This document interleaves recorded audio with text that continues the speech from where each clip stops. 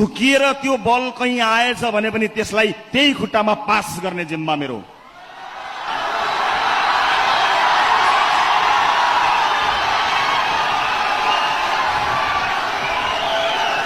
चुनाव अगाडि नै पार्टीका वरिष्ठ नेता बालेन्द्र शाहको खुट्टामा बल पुर्याइसकेको छ। अब भट्टाभट गोल हान्ने जिम्मा बालेनजीको। अब भट्टाभट गोल हान्ने जिम्मा सम्माननीय प्रधानमन्त्री बालेन शाहजीको हुनेछ र उहाँले त्यसको निरन्तरता दिइरहनु भएको छ। झुकिएर त्यो बल कहीँ आएछ भने पनि त्यसलाई त्यही खुट्टामा पास गर्ने जिम्मा मेरो। मेरो राष्ट्रियताप्रति कुनै आशंका मान्नु पर्दैन, कसैले पनि मान्नु पर्दैन।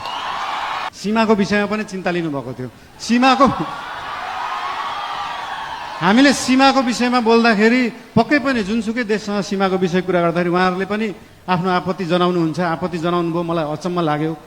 ल ठिक छ, तपाईँहरूसँग प्रमाण छ भने ल्याउनुहोस्। हामीसँग त प्रमाण छ, हामीसँग कालापानी लिपुलेखको प्रमाण छ र त्यो प्रमाण लिनलाई हामीले पहिला ब्रिटिसले राज गर्दाखेरि त्यो प्रमाण ल्याउनुपर्छ भने ल्याउँछौँ भनेका हो। हामीले ब्रिटिसलाई मध्यस्थकर्ता राख्न खोजेका होइनौँ। हामी हाम्रो छिमेकीहरूसँग आफै कुरा गरेर मिलाउँछौँ। हामीसँग प्रमाण छ र हामी ल्याउँछौँ, त्यो कुरा गरिएको हो। यसमा आशंका मान्नु पर्दैन। मेरो राष्ट्रियताप्रति कुनै आशंका मान्नु पर्दैन, कसैले पनि मान्नु पर्दैन।